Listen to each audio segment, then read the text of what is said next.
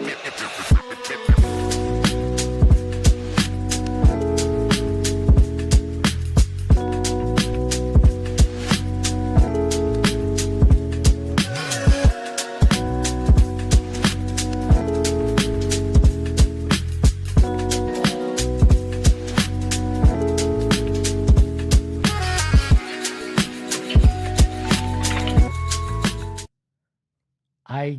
don't know what to say. You're going to have to watch the Cardinals this weekend because that's about all we have.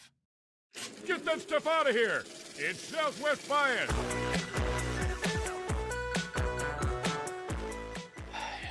Welcome in to another edition of Southwest Bias. Happy Friday. Happy Friday. It's tough. It's been a long week. Welcome into another edition of Southwest Bias, brought to you by our friends at the Husband and Wife Law Team. If you've been in a serious injury or accident, call the Husband and Wife Law Team first at 602-783-8841 or visit their website at the Husband and Wife Law Team. And we are live from Studio K. Perfected the point. Brought to you by our friends at Circle K. Become a member of the Inner Circle today by downloading that Circle K app for free. The sigh actually wasn't about it being Friday. It was about the topic of today's show. And it's difficult sometimes when you have to face reality, when it stares you in the face because all the other things that you sit there and you try to distract yourself with slowly melt away. The busyness of work, things going on in your personal life. There will be a time where all that slows down and you're left with your own thoughts. Now, a lot of us try to hide behind our cell phones, our tablets, and distracting ourselves with social media to not have to face that. But inevitably, there will be a time where you have to face who you are and what's gone on. Sometimes that's difficult. And guess what? The Arizona Cardinals have to do that this weekend because no longer is there anything to hide behind. ASU and U of A football, they're done. The Suns, they're not playing Saturday or Sunday, so there won't be much talk about them, especially come Monday morning when shows like myself and others have to go on air. You're going to be talking about whatever the hell happened with the Arizona Cardinals on Sunday. There's nowhere to hide. There's no stuff to distract the rest of us from the specifics. The casual fan will look you straight in the face and go, oh, I see how this team's fallen off a cliff since that start. Not a Cliff Kingsbury, an actual cliff. And they are abysmal. Who the hell's Bam Knight, some people may say. You're down to, your running back cupboard is bare. That's what it's at. You're struggling mightily on so many areas right now. You've got an offense that's good enough to kind of keep you in games, but not good enough to figure out how the hell to actually accomplish anything in the end. You've got a defense that has flashes of brilliance and then pockets of how the hell did that just happen? You've got special teams that are seriously flawed. You've got post-game press conferences that make somebody like me want to rip my hair out.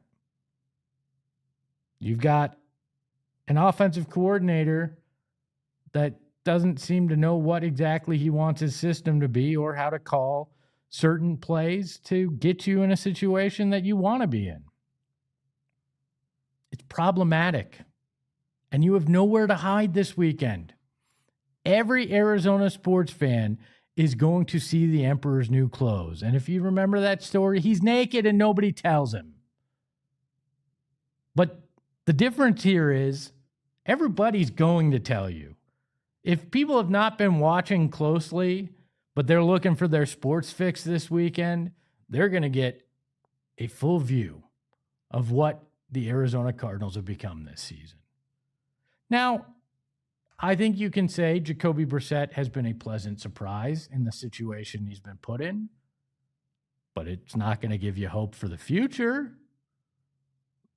And there's little pockets that maybe people go, oh, that Sweat guy, I enjoy that. But overall, people are going to go, it's the same old Cardinals. And I thought the expectations were much better than this. And they're not going to be able to, those of us that have been watching, kind of soothe our pain with. But did you see that Suns game on Saturday? The craziness, that amazing win? Or, oh my gosh, U of A just pulled off another win. How did that happen? Or, oh my gosh, ASU is down, undermanned, and they found a way to pull off an upset. We don't have that anymore. You can't hide behind it, and especially this weekend. 0 other major events. I know ASU's playing Oklahoma State, I believe it is, out at the Mortgage Matchup Center in basketball, but let's pump the brakes on anybody getting overly excited about watching ASU basketball. Nobody's hiding behind that yet.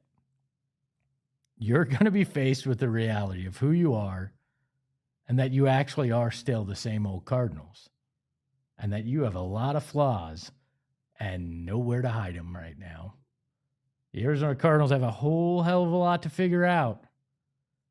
And it's going to be staring them right in the face. The cold, hard truth about everything is going to be colder and harder and way more visible this weekend. Let's get ready for Monday. I'm guessing it's probably not going to be very pretty for you. But maybe that's just my Southwest bias. We welcome in the mustache behind the Mac, the one, the only, Shane Diefenbach. You look like you could use a Mexico vacation, my friend. Yep. Like you need to be on the beach fishing, I think. Yeah, I think that's what I'm going to do this weekend. I think that would be a very good call. Mm-hmm. In fact, maybe you should be leaving like right now. I think that would be good. I'll get you out of here quick. I got the show to do. Yeah, well, I know. You're dedicated. You'd never move a show. Yeah, I know. You're that good at this job. Shane, Cardinals, nowhere to hide. How scared should they be this week? Well, luckily there's other NFL games on. It's not a primetime game. Yeah, but it's Arizona, so you're likely. Yeah, but it's also Arizona where everyone's a fan of a different team. So I mean that's fair. Maybe everybody has, or at least they have a second team. Maybe everybody has Sunday ticket and they can hide behind that. Good Hopefully. point on that. Maybe. Hopefully, yeah. This is a bad scenario. Luckily, this isn't a scenario where there's going to be masses tuning in from the local market because the team is pretty much the team is cooked. The season is over. So Monday's going to be brutal though because every talking head's going to have to focus on it because there won't be much else to focus on. Yeah, except for us. We're going to focus on what I did this weekend. I think we probably could get more viewers than talking about whatever happened with the Cardinals is my guess. Mm-hmm. Maybe we'll talk about Suns uniforms and how they look, or what we should do next in the studios here. I think maybe we do avoid it. Yeah, I think that's probably the best call. There's not much to look forward to with this game. Like I don't know what you're hoping for. Maybe Michael Wilson shows that he can be that true other target next to Trey McBride and Marv when he comes back. Maybe you're hoping for some more flashes from Dortch. Maybe I don't know. The young guys defensively, I think, is the best thing you can look forward to. But I'm just honestly, I hate it. I'm not this kind of sports fan, but right now I am simply just hoping for a loss. I'm in tankathon mode. Yeah. Like right now, give me a better draft pick because that's going to be the only way to get out of this hell. To do what with it? Find a new quarterback. Mm-hmm. Like, I mean, you have to find a new quarterback. Yeah. Fernando Mendoza, here we go. I mean, I don't give whoever. Yeah, I trust. You're the college football nerd here. That's why. Maybe I wait one more year. I will trust you on that. Coming up, we do have a great interview that we did a little earlier in the week talking about the plot of land in Mesa where supposedly there might be an MLS soccer stadium, but I also know that people are kind of wondering, could the Coyotes eventually find an arena there? The answer is you're going to find out, but the hope is I want both soccer and hockey here in the Valley. I think both can thrive, and I think both could do amazing things here in the Valley to rejuvenate where I live, Mesa. That's all coming up right after the break as we talk with Brahm Resnik of 12 News.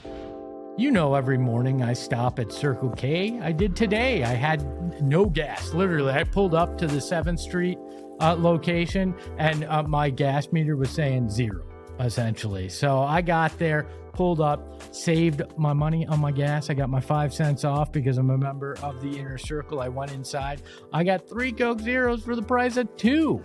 Because I'm an Inner Circle member. And you know what? You're probably saying, well, I can't become an Inner Circle member. I'm not like Espo. Well, you're better than me. Because right now, if you become an Inner Circle member, you're going to get that 25 cents off per gallon on your first 5 fill-ups. 25 cents off per gallon. You're going to want to do that. Plus, after that, you can get 3 cents off per gallon. And then you're going to hit the mustache behind the Mac level and save 3 cents like the rest of us. Plus 79-cent Polar Pops, 99-cent Frosters, and great deals on food throughout. So join the Inner Circle today for free by downloading the Circle K app. Terms and conditions apply. At participating locations, visit CircleK.com for details. And Mountain America Credit Union.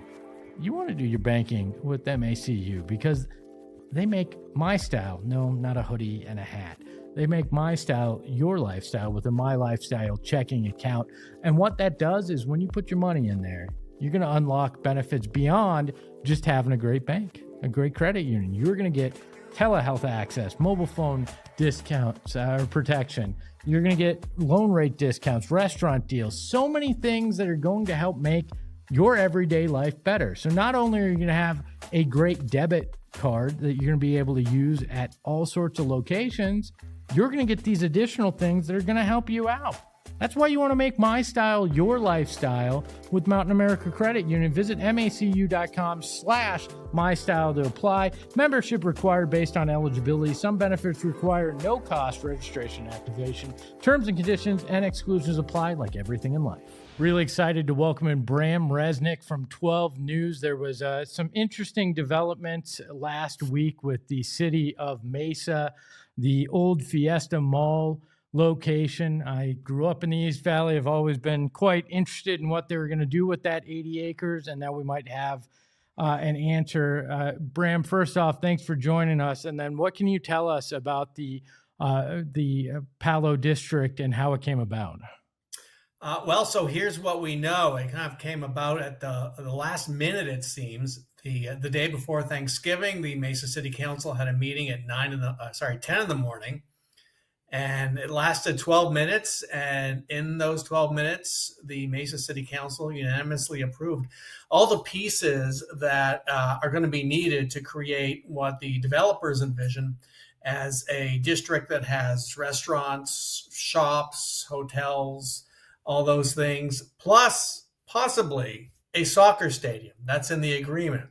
The advantage of this district, it's called a theme park district, but that name is pretty misleading because it's most often been mentioned for use as a sports district, is it gives a developer big tax breaks to build there. They can help finance the construction with those tax breaks. That's big. You might remember this law was passed, I believe, in 21 or 22, and Doug Ducey wanted it for the Arizona Diamondbacks so they could help finance renovations at Chase Field. D-backs decided against it. They decided they did not want to tax their fans. Instead, as it turns out, as you know, they're getting tax dollars that would have gone to the city and other entities. They're getting some of those tax revenues. They get to keep those tax revenues as opposed to creating a new tax. So you got all that happening in a very short time. The groups involved are sort of known. One of the key people is Ernie Garcia II. He is Arizona's richest person. He's one of the 100 richest people in the country. Net worth of $23 billion, largely from Carvana, which he and his sons founded. So he owns the land. He owns that land. It's a vast piece of land, by the way, 80 acres. Chase Field sits on 22 acres, if you're wondering how big 80 acres is. So you could put about four Chase Fields onto this site if you're thinking in terms of a soccer stadium. So Ernie Garcia is one of the key players. The other is Vicky and Simmer. They're a couple that are fairly well off. He owns a soccer team, a cricket team, part owner of a cricket team in India, I believe, or Pakistan. Sort of involved in sports, but their main wealth appears to come from owning call centers. So they may or may not have the money to actually pull this off. They may bring in some other money. Under the development agreement, they are going to purchase the land from Ernie Garcia. It doesn't appear right now. You look at all those $23 billion, you figure, great, need to have that for a sports team. But it doesn't appear he's going to be involved. He, from what I understand, is a very private person, did not respond to any request for comment. So that's the state of play right now. It seems interesting because there's been multiple plans for this plot of land since 2018 when that mall shut down. From everything that you're hearing, does this one appear to have more legs that it may actually reach fruition? Because there seems to be some skepticism around it, especially with the soccer part and how they're going to go about it. So skepticism is warranted. Your viewers, fans might not know, I covered the Phoenix Coyotes, the business side, for about 25 years, since that land was a piece of dirt. It was farmland, actually, many years ago. Now here we have another piece of dirt that could house a stadium. The big question is always money. Would they have the money? Because we're talking about the soccer stadium, potential soccer stadium here, right? Not restaurants or hotels and those kinds of things. Would they have the money to build it, to finance it? Would they have the money to possibly bring in an MLS team or a National Women's Soccer League team? Those are the two things I'm hearing about. What's interesting is this has sort of been underway. Mayor John Giles, former Mesa Mayor John Giles, began talking about this at the beginning of this year, bringing in an MLS team. So there's been the talk there. The group, Vicky and Simmer Mayo, not so well known.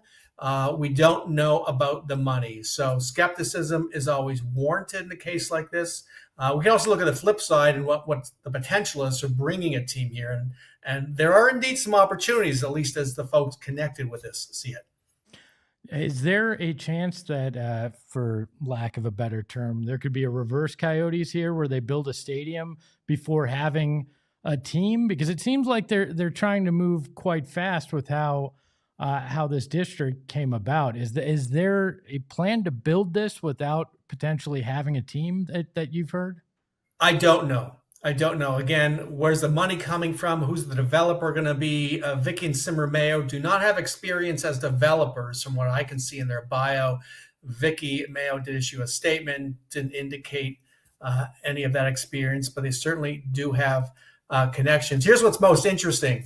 So what I understand is the new MLS season, and I should just let folks know, I don't follow the MLS super closely. I'm interested. I followed it when it looked like the Phoenix Rising might get involved, might have a shot. So forgive me if I make any errors here. But the new MLS season does create problems for some teams in that league. And I'm from Montreal. The Montreal team in particular has had financial problems. I understand they've been losing money for a decade. The season is a problem. Having grown up in Montreal, I look at that season and I wonder, how are they going to pull this off without a long winter break? There is a possibility for a relocating the Montreal team to Phoenix. That is one of the things that's out there. I don't know how much weight to give it, so I don't want to mislead viewers. Also, looking at the National Women's Soccer League, they recently changed their criteria for ownership. They had bidding wars. Now they're done with bidding wars, and they're just looking at owners and saying, do you have the money? Do you have the land? Can you build a stadium? And saying, okay, check. If you can check the boxes, you're in. So it's a lower bar in some respects for the Women's League. My understanding is the people involved with the Mesa project are looking at both the Women's League as well as the MLS. Were any time tables given in terms of seeing some plans and some movement, or is this just the district is the very first step and then these other things will come with time? publicly, the district is the very first step. That's about all we know. We know from the operating agreement that building a soccer stadium there is part of the plans. That's something that could happen. Again, there's certainly more than enough space for that. Pure speculation. If you don't want to take part in it, I understand. But you brought up that you covered the Coyotes during their issues here. In theory, if, say, a soccer team doesn't come to fruition, but that district has been created, is that land now in play for other sports venues if that happens? Okay, so let's go there. Say we're an expansion team in the NHL or a relo in the NHL. The key thing there is you need an owner. Yep. You need an owner. And this is something the team has not really had for, but I still talk about the Coyotes in the present tense. Do you do that too? Yes, there's a all the time.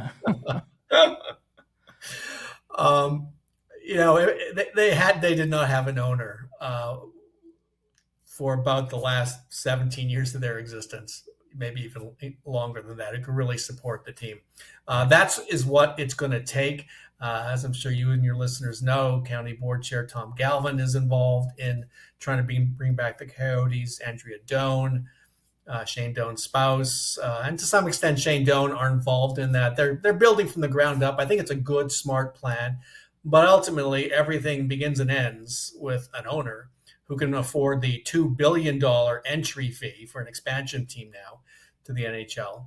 And that's I'm not sure. You're looking far down the road here, 3 to 5 years, an uncertain time frame. It's great for the hot stove league, but I that's way beyond any of our sight lines. We're hockey desperate, Brahm. We look at a plot of land that may have some government oversight that they'd allow a building, and we go, hey, could that work? I mean, that's the way it is. Well, again, that was one of the sites that was sort of in play back when Mr. Marullo was looking for a new home. So that didn't end up that way. I think Ernie Garcia may have had other plans for it. Well, Brahm, I really appreciate your time. You can catch all his great work over on 12 News. Always appreciate it. And thank you, Brahm. Thanks so much. We all silly like the mayor.